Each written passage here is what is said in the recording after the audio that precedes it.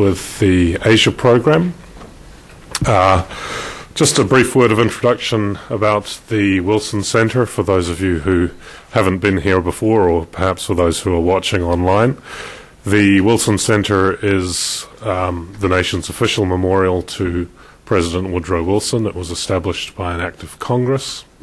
Its goal is to commemorate the two driving principles, if we like, of President Woodrow Wilson, and that is good scholarship and good policy. And we do that by bringing scholars to Washington in order to produce scholarship on good policy, or good policy-related scholarship. And apropos that, one of our, before I introduce the speaker actually today, I'd just like to mention that today's event is co-sponsored by the Asia Program and the Kissinger Institute on the United States and China, on China and the United States. And today's speaker is Gil Rozman. He's going to talk on Chinese national identity and national identity gaps in East Asia. He's the Musgrave Professor of Sociology at Princeton University. He has a long list of publications. It seems about every one book a year, is it, Gil, about that, including a 5-volume series on national identity and security politics in Russia, China, the Koreas, and Japan. And I mean, this, which has been the focus of his work. I think I'll leave it there. You've come to hear Gil and not me, so if you could join me in welcoming Gil to the 5th floor. And thank you. Thank you, Bryce. I'm exploring national identities through the Wilson Center as my effort to put together things I've been doing for a long time.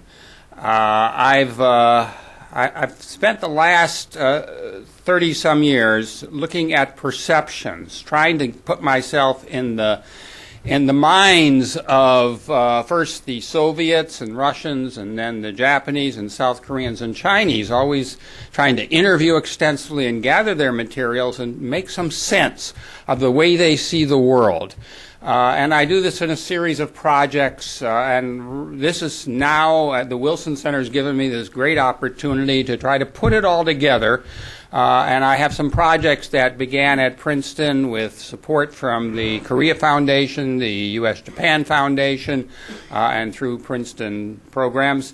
And so my goal now is to draw together some findings from the first book manuscript on comparing national identities in China, Japan, and South Korea, with an emphasis on China, of course. And the second manuscript, which is just finishing this week, on the national identity gaps and how they affect bilateral relations. So I want to introduce you to a sort of a different way of thinking about what goes on in these countries, and have to introduce some framework, some terms to understand what I think is operating. And especially in the last 5-6 months, China has just become the obsession. There's just so much being written in China that fits into a national identity perspective. So many of the dimensions I'm interested in are being covered in a fascinating way in China, and I see parallels with things I've looked at before. So that's why I really want to make China the focus of this. I've been teaching courses on national identities and great powers for some years, and I'm not satisfied with the literature on national identity. People could be quite concerned about its fuzziness, its lack of clarity, its lack of establishing a comparative systematic framework. I want to overcome that. I think national identity studies have a lot of promise. Whether I've done so is a question mark, and certainly there's a lot of improvement ahead for me as well. I also think that I've seen a lot written about China, trying to predict China's future. And my goal is to just try to understand what the Chinese are saying on the whole. I don't believe there are lots of 100 schools of of thought in China. I believe there's one dominant school. It's top-down, and that academics and officials and others are instructed on the basic line that they're supposed to be following. It doesn't mean that there aren't exciting debates, and I followed some of those on Japan, on Russia, on Korea, and others over time, and I believe there are really interesting things to be found looking at differences. And some of the best scholars in China are people who clearly are not towing the line well. But that doesn't mean that there isn't a top-down narrative that is passed along and people are supposed to tow it. I knew this when I was doing my first big research project in China on the Chinese debates on Soviet socialism in the 1980s. And there were instructions given to the field. This is the way you operate, and so on, every so often. And people I would meet, I had a lot of interviews, would tell me about this during the heyday of the 80s when there was a lot more open communication. Regrettably, I haven't been given a visa to China in 6 years, so I can't rely as much as I used to on interviews. But there's so much to read, and the gap between the NEBU internal publications, which I used almost as most of my sources in previous times, and the Gongkai public sources has narrowed sufficiently. I don't think they're afraid of what foreigners read anymore, and there are other reasons why it's narrowing. So let me try to bring together this material. I start with the overall theme, and I'll move down. If I could, let's see. Okay. So my presentation will have four parts. The first part is talking about East Asian national identities as such. I don't think there's much controversy in the definition of national identity. It's almost the same all over the place. It's really what you think in your country makes you distinctive, past, present, and future, why you're different, why you're unique, so on. But what is variable is the range of coverage of national identity. What does national identity refer to? And people include all kinds of different things. I will introduce a six-dimensional framework, which I use for systematic comparisons of national identity. I think it gives a broad range, and yet each theme is specific enough that you can make the comparisons. I'm going to be talking, to begin with, about national identity as a dependent variable, although today I won't really talk about how it evolves, what are its causal factors. I'll just mention one aspect. There's a spike in national identities that sometimes occurs when the dimensions are sort of in sync and they build up and countries really feel that they're very special and nobody is better. The triumphalism that emerges. And I will argue that's what's happening in China now. I've seen it before, for instance, in Japan in the late 80s, in the Soviet Union as well. You can trace factors that lead to that spike. And I also will not dwell on the fact that I argue that China, Japan, and South Korea, in their spikes and their causality and in some of the roots of national identity, all exhibit an East Asian national identity syndrome. There are interesting similarities that can be discussed. But right now I want to highlight that each of them has had spikes, but none of the intensity of China's spike today. China is having a huge spike of national identity, and I'll elaborate on that. Okay. The second concept is the national identity gap. And here it is when two countries regard each other as very significant others. They look at each other and they say, you matter not just for foreign policy, but for our identity. Who we are is partly a function of who you are and how we see you. So there's a gap, really, between the two. Now, they both might look at each other that way, or it might be more of a one-sided gap. Other countries have a tendency to play up the U.S. as important for their identity more than we play them up. So in that sense, the gap is somewhat one-sided.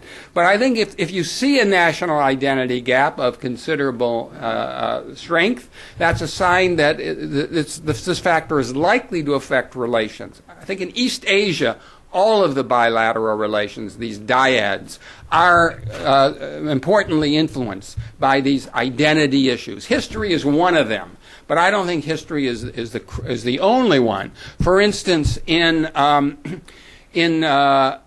China's relation with Japan the last year or so, much less has been made of Yasukuni, of the history issue, but that doesn't mean the gap hasn't widened. China has really been going after Japan lately for other issues, which they also interpret in identity terms.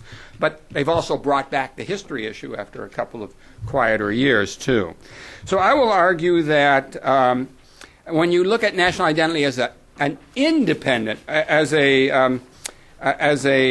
independent variable, how it affects bilateral relations, you can learn a lot about those relationships the gaps that are involved. Okay, that's the second thing I wanted to introduce. The third one is how do gaps change? And of course, national identities could change, but I'm not talking about a gap as being the distance between two countries' national identities. Because after all, you can have East Asian countries like South Korea and Japan with rather close identities in many ways, and yet the gap can be quite large, although it's been narrowing in this case. The gap is really how significant they are and how much they regard the other as important for their identities and the negativity associated with that. And here I argue that there's something that happens. It's demonization of the other. I saw it, for instance, in U.S.-Soviet relations in the early 70s, where the United States wanted détente, and many in the U.S. wanted a sense of convergence, optimistic earlier about Khrushchev's reforms. And then came along the Soviet leaders, and they essentially said, we can't have that. It's too dangerous for us.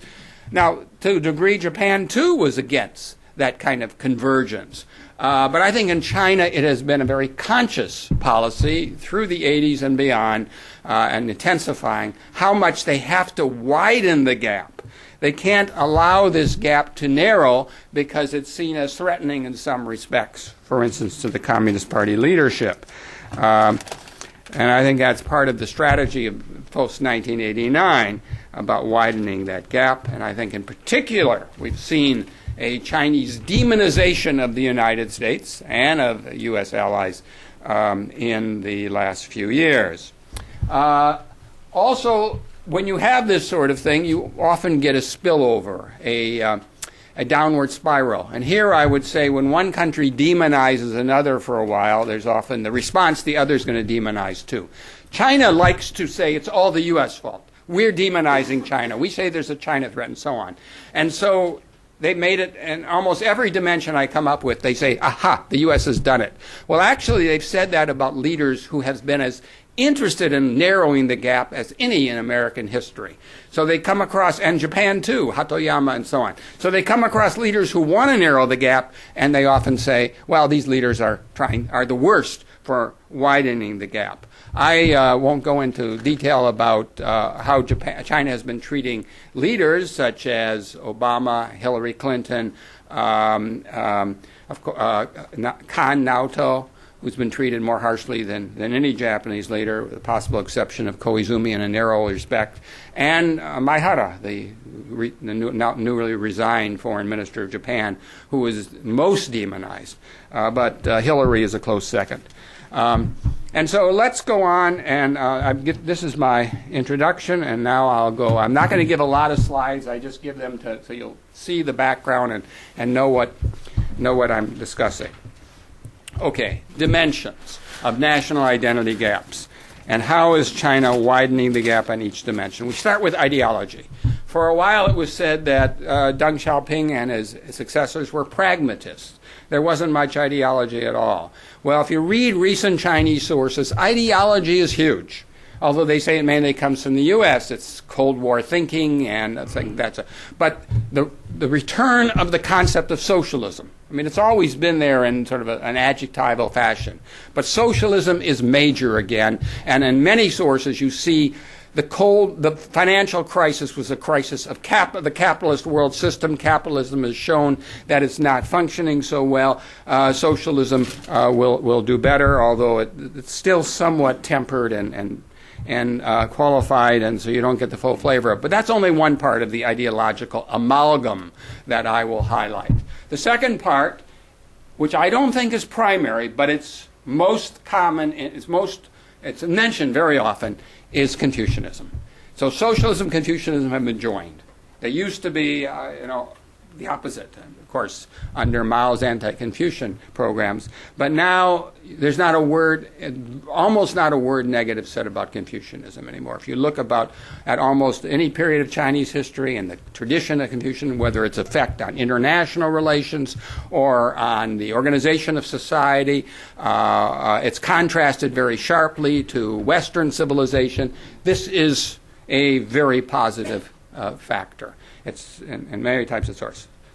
The third factor that I put in this amalgam is anti-imperialism. Of course, always there, but it's come back strong. And imperialism, hegemonism are somewhat merged, and hegemonism, and it hasn't finished. We're still talking about it today. And so China's period of humiliation did not end in 1949. Did not end with the U.S. normalization in 1971. Did not end with the end of the Cold War. In fact, 1989 and 1990 are not particularly important dates anymore in China, nor is 1971 or 72. It's mainly, they're coming to more and more to the view that right now we're in the transition period that really matters. The end of some kind of era, however that's described. And so this amalgam of these three elements of ideology is part of the national identity. And for me, it's always empirical. I'm looking for more articles. If someone can show me a lot of other articles with a different approach, I'll be glad to modify my approach. But this is not a deductive approach, an inductive approach based on the articles I keep reading. Okay, the second dimension, the temporal dimension. And here we see the treatment of various periods of history. I grouped them for my comparative purposes into three: the pre-modern and transitional until the post-World War II, the Cold War, and then the post-1990. See how much I'm influenced by Western ideology. And so what do I get? In the historic period, we go from a harmonious world order under heaven, the Chinese order, which is now seen as a very positive model, kind of ideal, something that that no society really has reason to regret. Then we get to the Cold War period, which is now extends all the way through. There's not a sort of early 70s interruption the way there used to be in much of this writing. And the U.S. was guided by anti-communism, so it's not so much the U.S. versus the Soviet Union, it's the U.S. versus communism. Imperialism was still alive and kicking. And then we get the post-Cold War era, which the United States has been interpreting as we're building better relations with China. This is the way we're talking about how to narrow things and so on.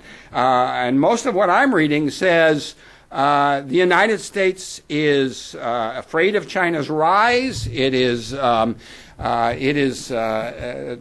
of trying to, it's still influenced by Cold War thinking. Its hegemony is existent all around China. Its alliance system has been redirected against China. Maybe one of the greatest test cases I've used is how China has treated North Korea, which I've analyzed for the last 10 or more years, each time trying to figure out exactly what's going on. I tried to use internal publications when I was in China. Maybe that's one reason I can't get back into the country.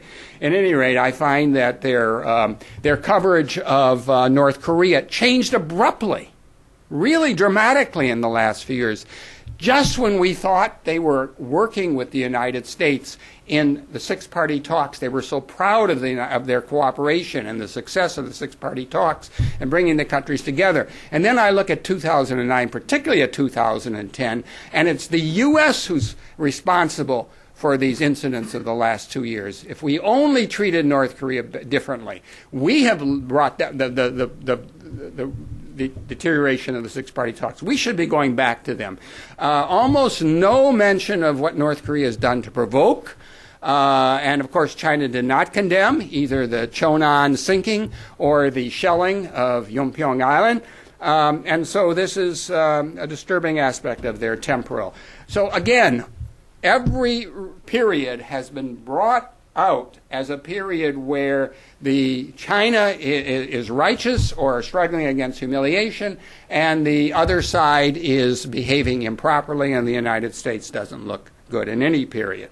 We're just another imperialist state, by the way.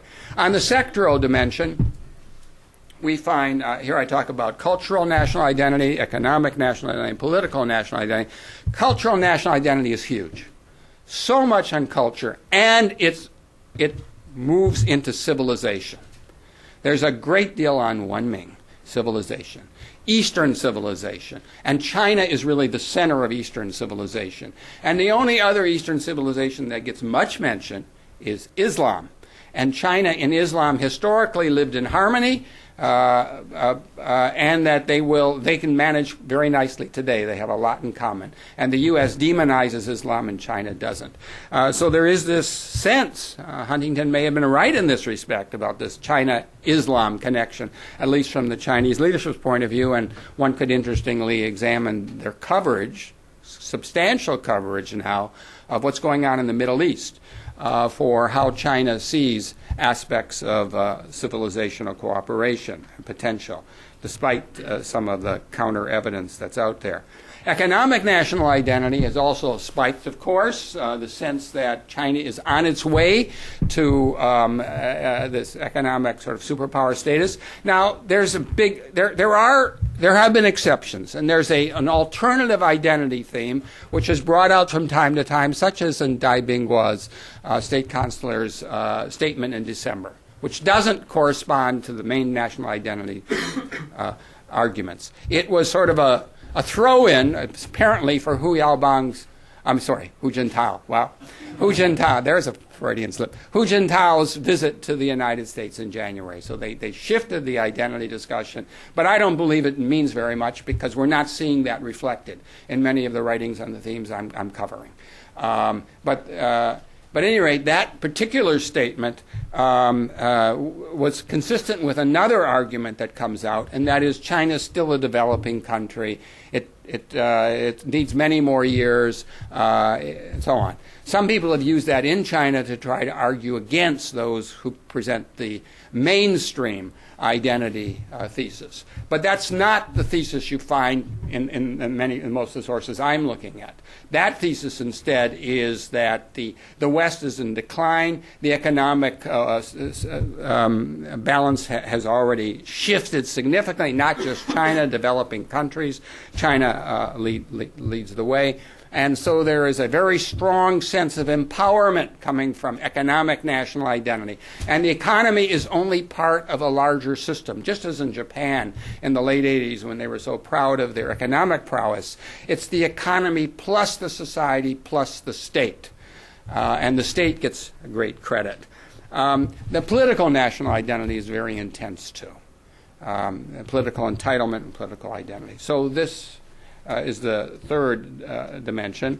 The fourth is the vertical dimension, and here I'm talking about how they look at their own internal makeup, state-society relations. That can also be brought into macro level, intermediate level, micro level, family, community.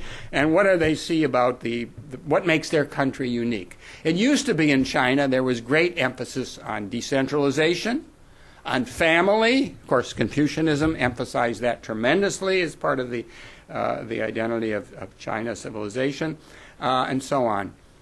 Now it is so state-centered. The state gets the credit, or the state party system gets the credit for what China is achieving, and there's not much talk of our families are superior. Of course, class struggle was another part of the vertical dimension at one point, and that's not mentioned.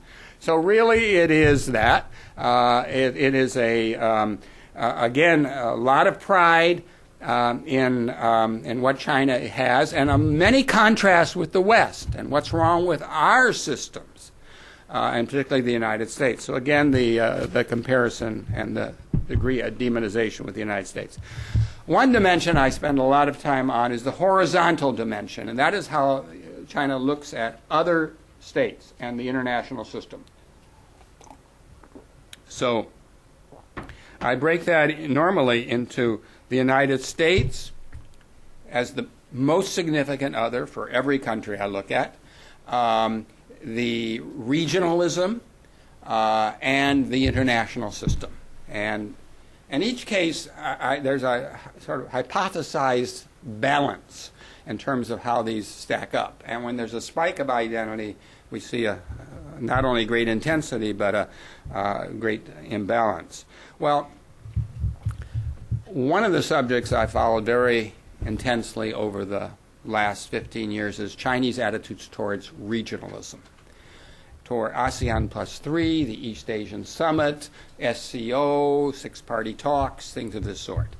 And I don't think China was ever very interested in regionalism, but it was interested in using multilateral frameworks for advantages that China could get in dealing with other great powers and sub-regional relations. But right now, there's great criticism in the United States. If there's one sin that I think Obama and Clinton are accused of most often, it's returning to Asia, as if we had left and we had no reason, no legitimacy to return. That's all over the map.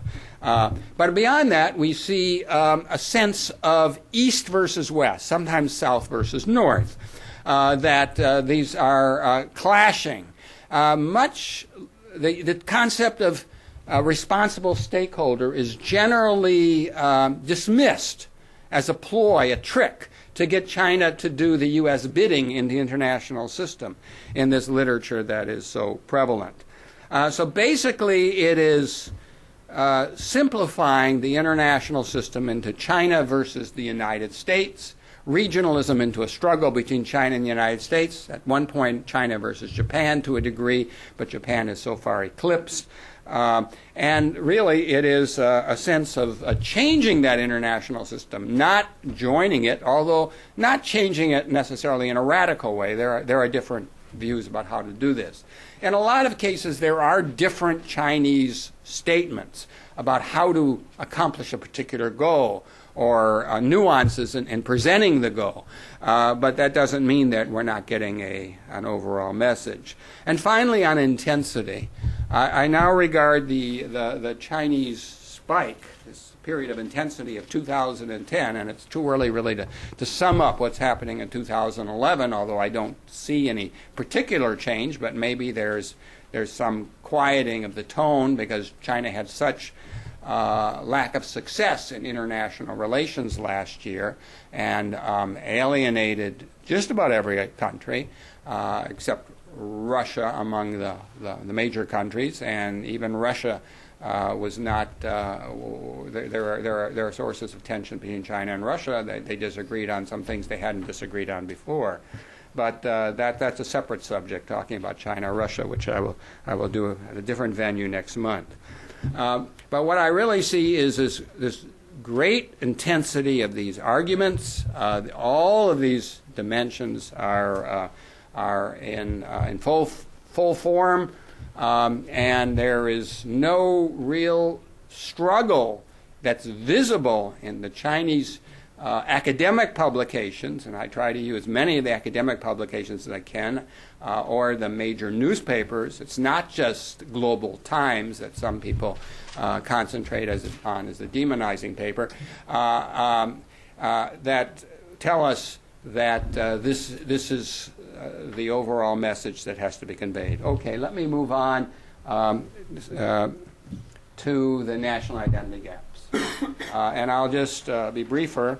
It seems to me that what China has decided in the last few years is to widen the gaps. As recently as April of spring 2008, Hu Jintao visited Japan, and that was a time of narrowing the gap with Japan, the thaw, the spring. Chinese-South Korean relations had recovered from a brief downspin because of the territorial dispute of 2,000 years ago. the gap with the United States wasn't so great. There was cooperation in dealing with Taiwan and the six-party talks. China was pretty proud of that, but success there. So we really had a fairly narrowing national identity, but that wasn't all that was coming out in China. In the book I produced earlier this year, last year, which was the last of the strategic thinking series, Chinese strategic thought toward Asia, I argued that really over the last 25 years there has been a continuous rhetoric about U.S. hegemonism and strategic thinking that is and often in a kind of duality. Yes, cooperation is better than exceeds competition. Yes, relations with all the great powers are better than they have ever been in recent times. But, and then you read the but and you read all the other articles, but the U.S. is demonizing China, the U.S. is hegemonic, the U.S. is doing bad things.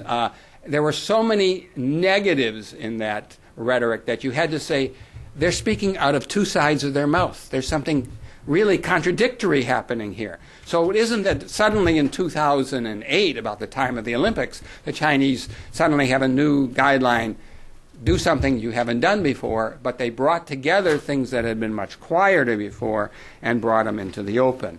So, but they did this not only with the United States, but increasingly with Japan, with South Korea, even with some Southeast Asian states, although much less so because there's still the effort to strengthen ties with Southeast Asia.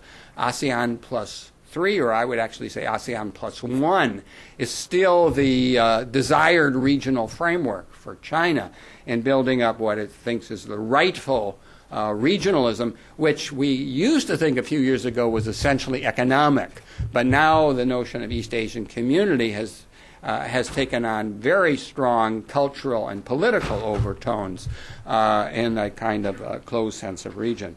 So I would say that the Chinese identity gap, and if you try to estimate in some kind of very rough fashion, the degree to which China has this gap with Japan and with South Korea, and of course it's both ways to a degree with every pair of countries, I would say it has widened with Japan, particularly since 2007 and 8. And of course, in 2005, it was intense, but it focused on a rather narrow issue. It wasn't a comprehensive gap. Now the gap with Japan, I would say, is comprehensive. With South Korea, it's gone up much faster. Here, the gap was much narrower under Roh Moo-hyun, and he is still regarded very favorably in Chinese writings, whereas Lee Myung-bak is demonized. And so the gap with South Korea is huge, and it extends to the whole range of these 6 dimensions. It is all over the place. I mean, back in history, Koreans are seen in a much more negative way in a lot of respects. And with the United States, I think it's picked up a lot. I actually think that the biggest gap is with the United States, not with South Korea or Japan. I mean, of course, the history issue is much more pronounced with Japan. I think that this gap with the United States is far more important to China, and managing this gap is a huge challenge, because I don't regard this narrative as fixed. It has changed in the past. It'll change again. It's top down, and so my conclusion from all of this is that China has decided to widen the gap over the last years. It's done so for various reasons, and I'm not sure I have the answers to that. There's some notion that there's some leaders who have, from the military and security and ideology, who've gotten more leverage. I've never regarded the academic experts as the one who determine the national identity debate in any country. They have a role, but I don't think that the Chinese experts, any more than some experts I've seen in the Soviet Union and Russia, are going to override some of these powerful national interests, particularly security interests. And So the Chinese have felt much more confident, and this is a gap that comes from arrogance, I would say, huge confidence. So if there's a bursting of the Chinese bubble, if Chinese foreign policy isn't working very well, if there are a lot of things that can help change it, but maybe in modest ways. I wouldn't expect we're talking about an abrupt, massive change of the gap. So what are the prospects here? I think one is the Chinese trajectory. And here I regard the trajectory as pretty well set. I don't think leaders like Obama and Hatoyama coming in with the most idealism a Chinese leader had seen from Japan since the normalization in the early 70s, and yet he was stiffed. He was not given an opportunity to explore his ideas. If he had come in a previous time in China, I think he would have been treated very differently. I think it really. The Chinese trajectory, I think, is pretty set. I don't think it's going to change very much unless something dramatic happens to the Chinese economy or something of that sort. I think there's likely to be a U.S. backlash. That is, one-sided identity demonization tends to have a backlash, and it depends who's president of the United States and what other issues interfere. I'm not talking about economics here, but economics can have a spillover effect. So I think there's real potential for problems. I think the role of other East Asian states matters. So if China continues to do what it's done lately, unlike what it did in the 90s and somewhat earlier, where it tried to divide and conquer. It was much nicer to South Korea. For a time, it was nicer to Japan. But now, if it demonizes everyone together and continues to play up problems in the South China Sea that make ASEAN more nervous and throws them more towards the United States, and also with India, then we're really talking about a polarization. And while China says it's all U.S. Cold War thinking, it seems to me that it's coming from a kind of Chinese Cold War mentality. And so I would say, let's start making comparisons with the Cold War. We don't want it to be a Cold War. I think just as decades ago, the U.S. should be trying to find ways of narrowing the gap, trying to find ways to say to China, we don't want this kind of difference to open up. A big national identity gap is bad for dealing with international problems. It contributes to tensions in our relations. It could make the danger of a Cold War turning hot in some locales bad. So this seems to me to be critical. And I'll just close by saying, again pointing to the Korean Peninsula. This to me seems like a hot spot, with North Korea being somewhat uncontrolled. But to the extent that China's view of North Korea is as a victim rather than the cause of problems, I think that the potential for danger keeps increasing. That we're seeing already South Korea and the United States strengthen their alliance, more three-way cooperation, South Korea, Japan, and the United States. That is going to continue. I can't see how it can stop. But if there are more tensions around the Korean Peninsula and we have some scares, then it seems to me that's the sort of thing that brings this demonization into the open. It's still rather obscure. Not a lot of Americans are following this sort of thing, although we've been following some of these specific incidents. But if it really comes into the open, what the Chinese are saying about all kinds of things.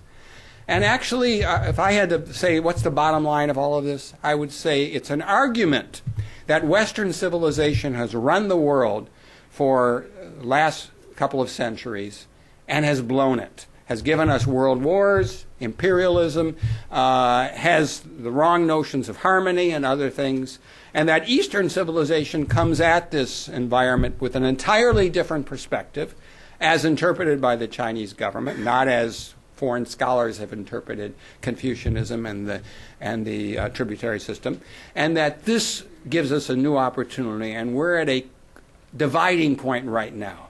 The world is nearing a point where the Western civilization not just Western great powers, but Western civilization will be eclipsed, and we'll go to a new setting, and China, after all, is not making efforts to find common ground with Japan or with South Korea, so it's really Chinese civilization that will be the testing point and will replace as the sort of the centerpiece of Eastern civilization, Western civilization, in this rhetoric that I am reporting to you.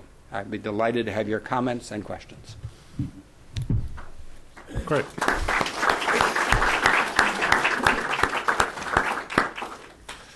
Thank you, Gil, for a very interesting talk. I'm going to exercise the prerogative of the chair and ask the first question. You tend to concentrate a lot on the concept of a spike in national identity, or as the notion of national identity as a dependent variable. And for me, this is a little bit at odds with some of the national identity literature that I've read, because it seems to suggest that at one time national identity is present, and at another time it's absent. Or at one time it's strong, and at another time it's weak. Whereas most of the literature that I've looked at tends to suggest that national identity is a constant, like, say, the weather.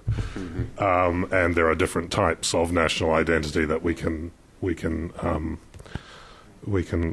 I was wondering if you could clarify the notion of spikes in national identity first. Second,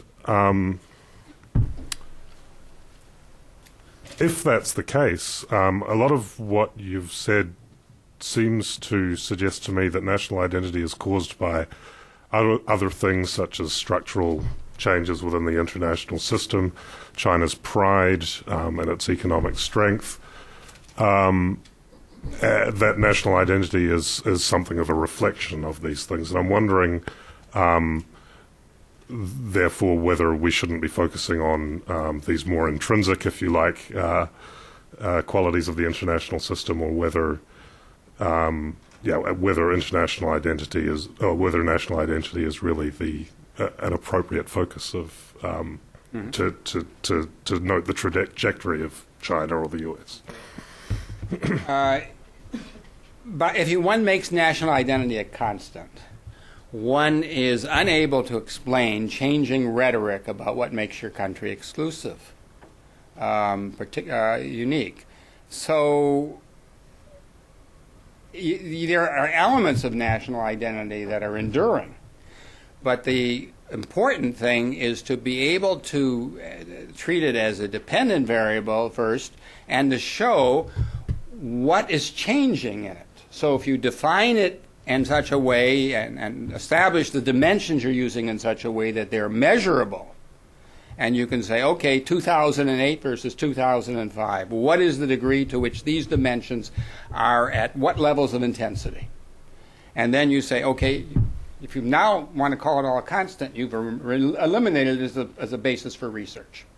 You're not doing any research about national identity by calling it a constant. And you're looking for something rooted in the history of your country, like Nihon Jinron for Japanese.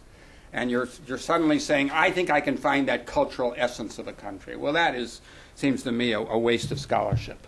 So study something as is, measure it, determine how many sources discuss it in one way or another, and then see if there is some change, appreciable change. And I say if you measure that change and you see it's really climbing, that's a spike. And all these dimensions operating in sync. Okay. Now, again, with causality, if you think there are multiple causes, and it's an empirical question, there's no way of, by finding out what national identity is, there's no way of saying, hey, this is the cause. You've got to study that separately. And I haven't really studied causality in a serious way, so I'm just speculating about causality, and I try to, some kind of correlation. This is the spike. These are some of the things that precede it or accompany it. But I don't want to say, oh, it's the international system, because I don't see any particular reason why it should have been the international system in the fashion people usually say. And one of the things I found wrong with realist theory is they tend to say, okay, there's a greater sense of threat, therefore you're now going to have a greater reaction, a more aggressive reaction. Well, many of the situations where there's aggressive reaction, I see no greater sense of threat. So how do I don't see any reason why China felt more threatened in the last 2-3 years, or some of the other spikes occurred during periods of threat. It seems to me that some of the strong countries of the world have had spikes of identity precisely when they haven't had that threat. So that's my response to you. Okay. Right here. Just before we launch into questions, if you could wait for the microphone to come around, and when the microphone does come around, please identify yourself by your name and any institutional affiliations you might have. My name is Michael Yehuda, and I'm at George Washington University. I think it's quite clear that as well as this notion of triumphalism, which comes out very strongly, as you've pointed out, in China, there's also a sense of vulnerability that is there too.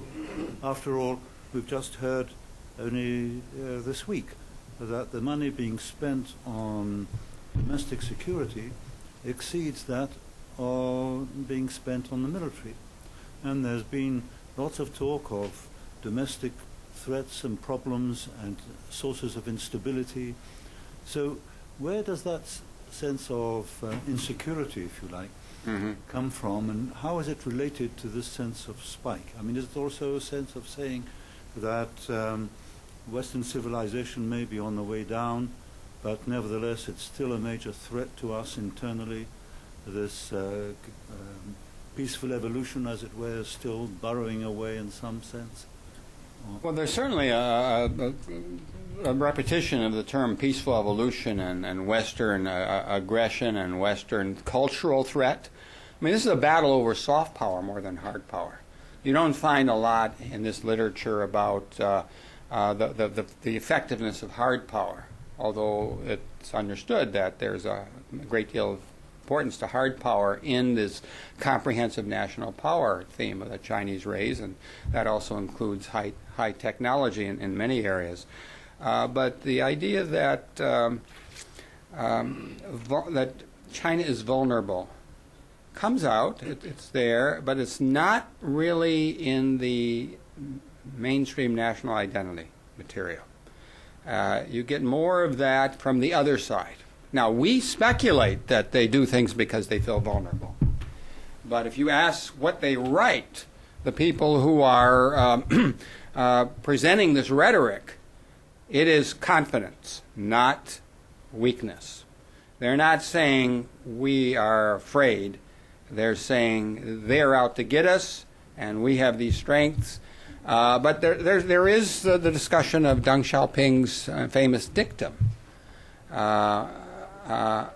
Whether China should bide its time or be assertive. And so some people have gone back to that and said, well, we're still in this period, and Dai Binghua did that again. But my sense is that there's much more being written saying we're moving away from that period. How do we rethink that? And that is, but the dictum is partly based on a sense of vulnerability. China is still vulnerable for the next half century was the theme in 1990. It must wait until close to the mid 21st century before it really expresses its true views and presses for its desired causes. Now that time frame has been changing. It's being condensed. And more there was this discussion, well, it's not 2040, it's 2030. And 2020 has come up. But my own sense is that debate really is right now about 2010. Right now. How far they can go. Are they already in a position to go part way? And some who counter that say, oh no, we're vulnerable. And it's not so much domestically vulnerable, because they think they've learned from the Soviet Union the lessons of how to manage a society so they won't have that kind of outcome, although you might say they overdo it in a lot of ways. But I think it's mainly Western observers who say they're acting out of vulnerability. Bob, over here. Thanks. Bob Hathaway here at the center. Gil, I'd like to invite you to tease out a bit more some of the implications of your analysis. In part, my question follows from your response to Bryce's question about causality. It seemed to me there was a fairly heavy dosage of determinism or inevitability in your analysis, suggesting that it didn't really make any difference who the Japanese leader was, the Chinese, for their own reasons, notwithstanding what you and I might see as the objective reality, the Chinese were going to do what they were going to want to do. At other points, you said, and I think I got this correctly, the United States should try to find ways to narrow this national identity gap. I'm a little bit confused about the implications of your analysis. What is the role of diplomacy? Can skillful diplomacy from other countries, Japanese, South Korean, Singaporean, Indian, American, make a difference? If not diplomacy, can an iron fist, a military buildup, for instance, or threatening rhetoric or something, does that in fact influence this gap? Or are the Chinese going to decide for their own reasons they're going to define the national identity and determine how narrow or how large this gap is? Well, for me, this is strictly an empirical question, and therefore it's hard to answer because we don't have so much evidence. And so when I argue that the Chinese have demonized foreign leaders and their policies that were intended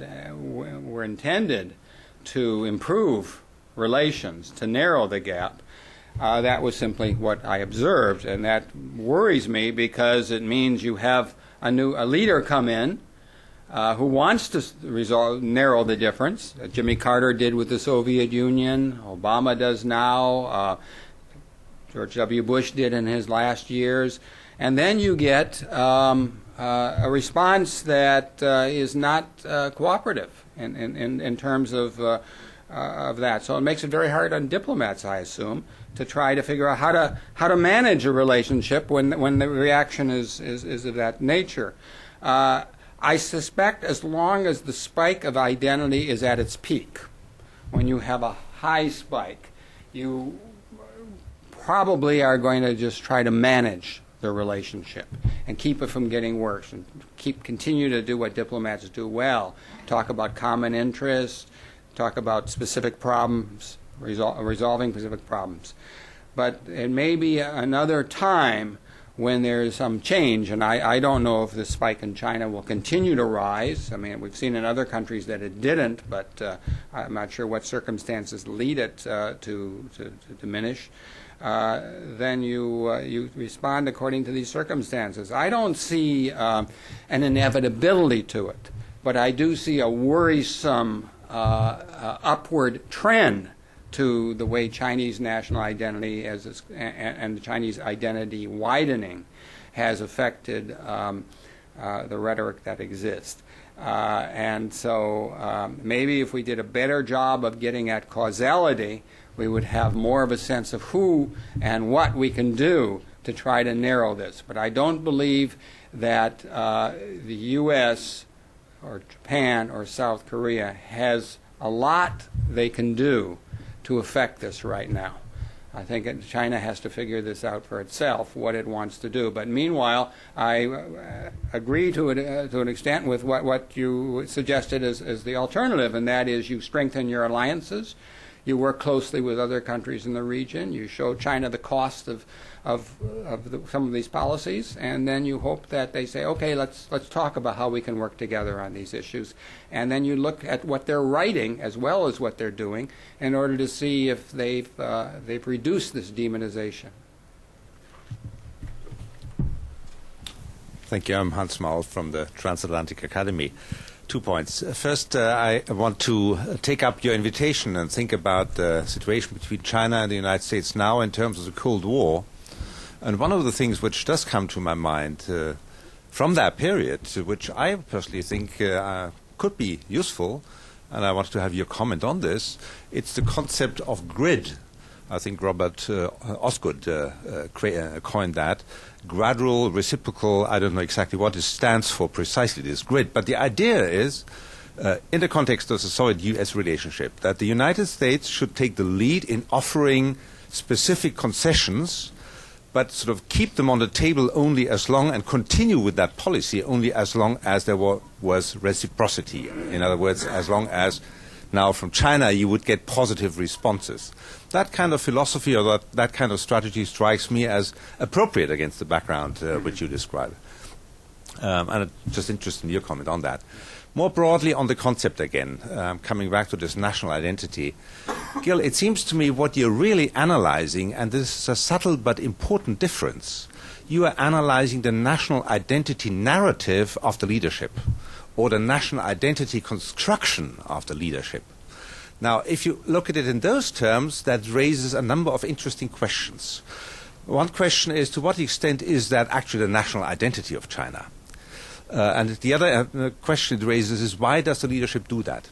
Now, it seems to me the leadership does that, and it pursues that kind of specific narrative for two reasons. One reason is they think this will resonate. So to some extent there will be complementarity between that story, that narrative, and that's what many other Chinese think who are not part of that top-down narrative. But there is an interesting issue here, to what extent it actually does resonate. And the vulnerability which, Michael, you picked up may throw a comment on this difference. You know, the leadership seems to be rather nervous, quite obviously at the moment again, about what's happening in the Middle East, and that may reflect an uncertainty and insecurity about to what extent this really resonates. So resonance is one aspect of national identity narrative. Another one is of mobilization. Of course, they do it in order to mobilize society and to mobilize efforts of the Chinese society. But again, the question is here, to what extent will that actually be successful? I'm not so sure whether the Chinese people at large really share this kind of narrative, to the degree the leadership would like to share it. And there's, of course, also a third and last issue here, which I want to flag, and then I'll shut up. But the question is also what happens to such a narrative once it's falsified by events. Something goes wrong. This is not the Chinese national identity we are talking about here. This is a certain interpretation of the Chinese national identity, and that interpretation could change very rapidly. You indicated that yourself. So, this is one of the reasons I feel uneasy about this concept of national identity. It suggests a kind of essentiality which it doesn't really have, as you quite rightly point out. I mean, let me just say, your methodology doesn't answer you at all. It doesn't tell you anything about the resonance of this narrative. It just tells you what the narrative is. And, this is very impressive and important. But whether it resonates or not with the Chinese, your sources cannot tell you or will not tell you. Thank you. Correct. I've looked at this national identity in the Japanese and South Korean context, and I have tried. There are opposition parties. There's variation in it. In both cases, we've seen what happens after a spike, and I wouldn't say it changes very rapidly. No, I didn't mean to give that impression. It can change, but not abruptly. Does it resonate? Well, you then have to deal with different elements of the identity, but I think there are enough elements of the identity that do resonate with significant parts of the population. Some others probably don't resonate well, but I'm not worried about the fact it's state-centered, because that's what China is under this system, and I'm not one who can try to project how society can construct an alternative identity. That's others who are interested in the democracy process might do. As for some kind of U.S. move to reassure the Chinese and break through, I actually think that's what we've been doing the last 5 years. I think Tom Christensen, Kurt Campbell, and a number of others are really remarkable figures in trying to get us to do those things. And I've heard them speak at length about some of the things they're doing. So can you think of something we could do? Well, Taiwan. To say, okay, we understand you should reunite with Taiwan on your terms. We will not stand in the way of that. Would that change things? My guess is they would take Taiwan, but that wouldn't change other things about the identity. North Korea. We've gone a long way. What do we do? I have been speculating about what the six-party talks would look like with the Chinese agenda, and I think it's pretty worrisome. I don't think there's the U.S. move that's likely in that case. The South China Sea. Do we recognize their sovereignty in the South China Sea? So basically, my view is that what they want right now is beyond the U.S. means, and also is unlikely to change the identity spectrum. I also see falsification as happening on specific items from time to time, but national identities tend to be quite flexible. For instance, in Japan, there's been a lot of Japanese developments since 1990 that have shown the misleading impressions that Japan had in the 80s about what its identity was. And yet, there are very strong forces in Japan that still look to that. And right now, there's speculation about reorganization of the conservatives with the parties, the DPJ and the LDP, combining in a new party made up of the real conservatives of Japanese society.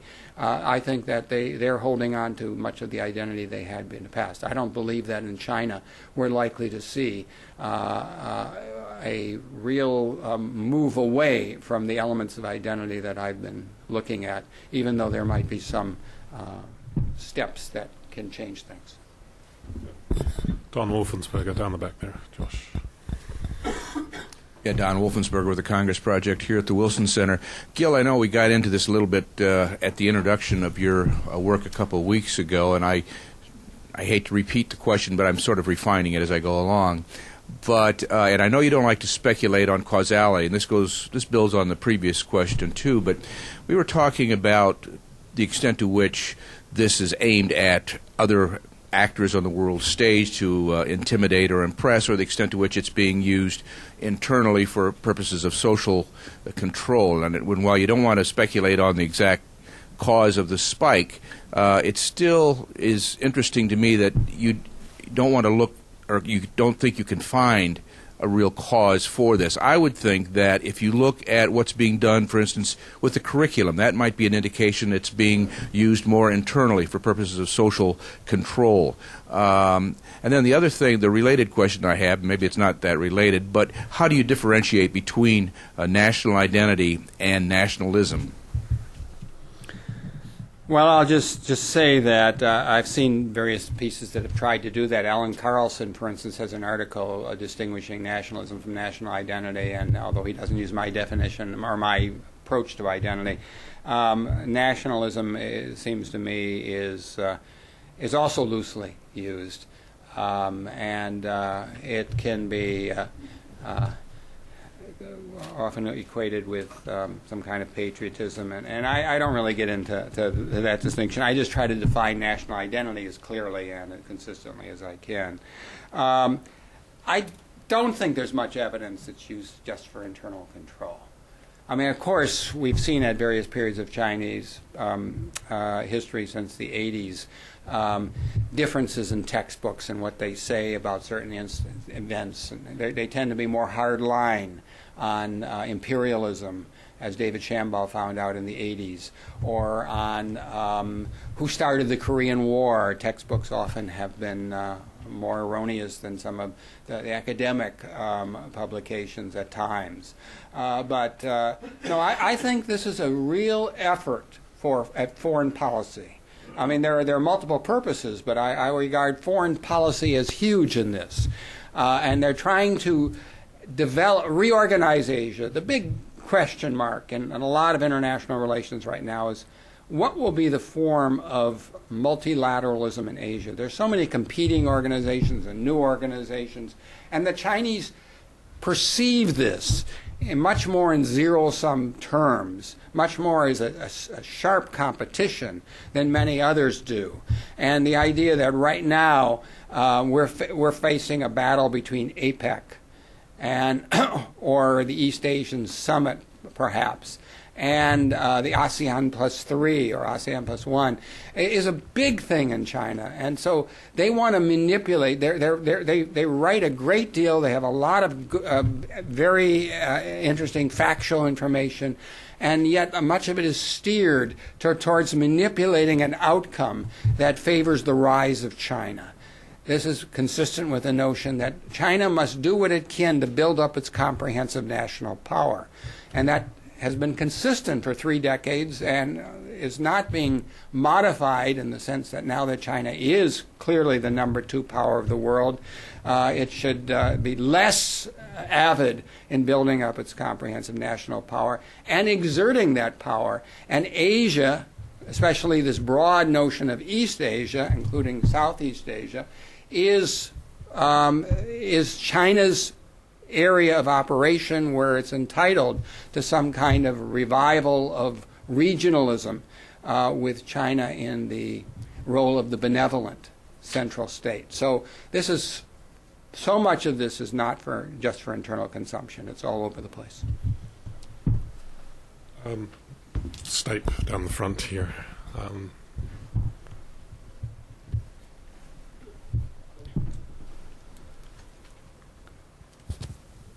Stapleton Roy with the Woodrow Wilson Center.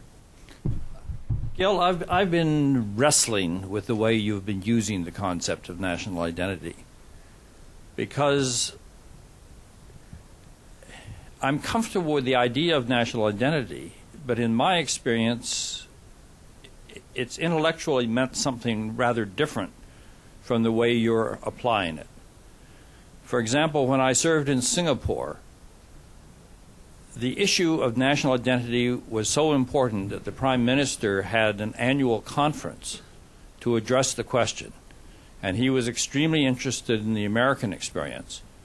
When did Americans begin to think of themselves as Americans as opposed to the European ethnic groups from which they had originally come?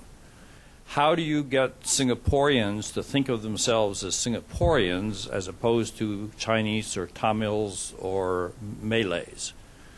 In the case of China, you have a national identity issue in terms of Taiwan in connection to China. And within China, you have a national identity issue with respect to the minorities. Do Tibetans think of themselves as Tibetans, or is there a commonness so that they also think of themselves as Chinese and respond the way the Han Chinese respond to issues, but respond differently to other issues? How do you define the crossover points when people stop thinking of themselves in terms of one national identity and begin to think of themselves as another? I encountered this in Taiwan in the 1950s, where many of the Taiwanese had been educated as Japanese, thought of themselves as Japanese, rejected the idea of accepting a mainland identity, partly because of historical circumstances which had caused them to develop a national identity separate from that of the Han Chinese, even though they were ethnically Han Chinese. But you're using the term in ways that incorporate concepts of nationalism that have to do with the rise or fall of countries, and I find I'm confused because I've applied it in a different context where it seems to have considerable meaning to a particular issue, and you're applying it more broadly. How does one resolve this? You've pinpointed something that I've been thinking about. Certainly, if you're analyzing national identity in Taiwan, you come up with these differing identities: Taiwanese, Japanese, Chinese. If you're analyzing in Singapore, you'd have that experience.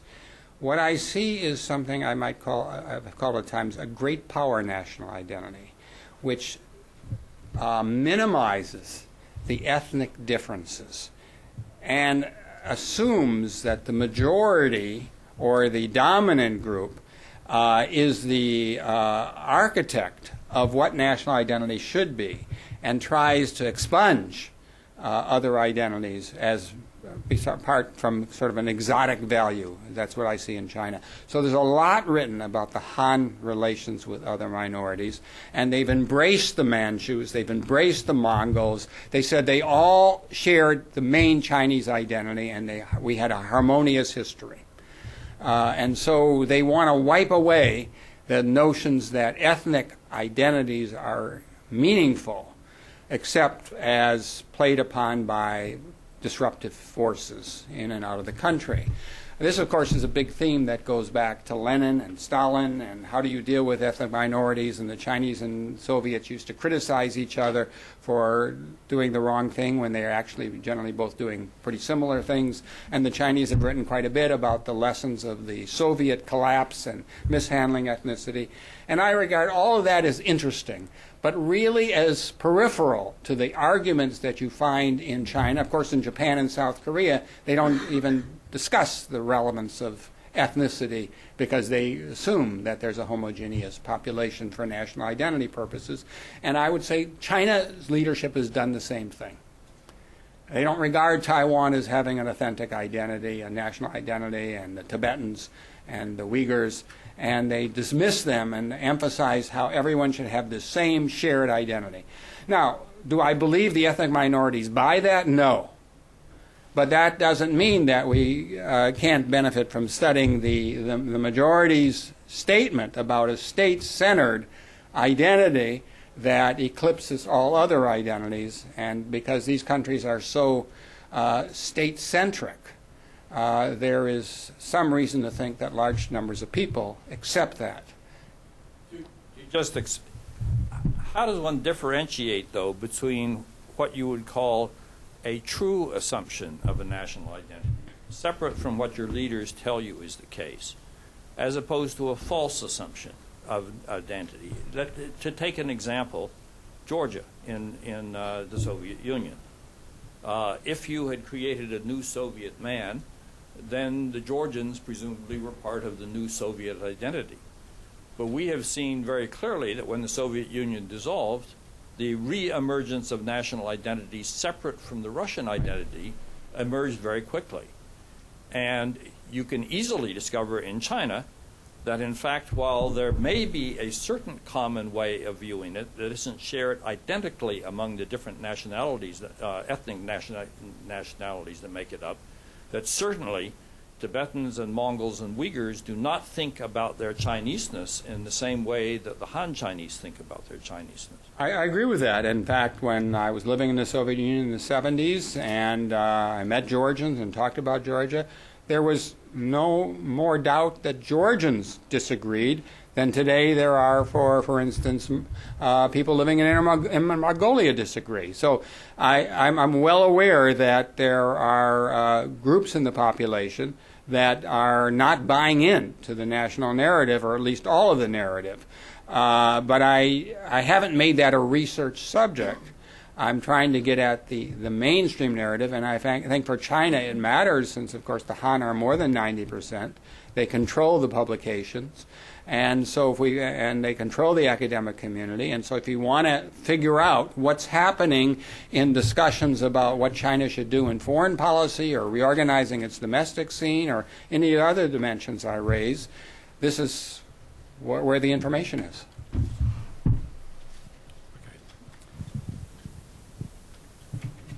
Before we wrap up, I want to move over the side of the table, or the side of the room, rather.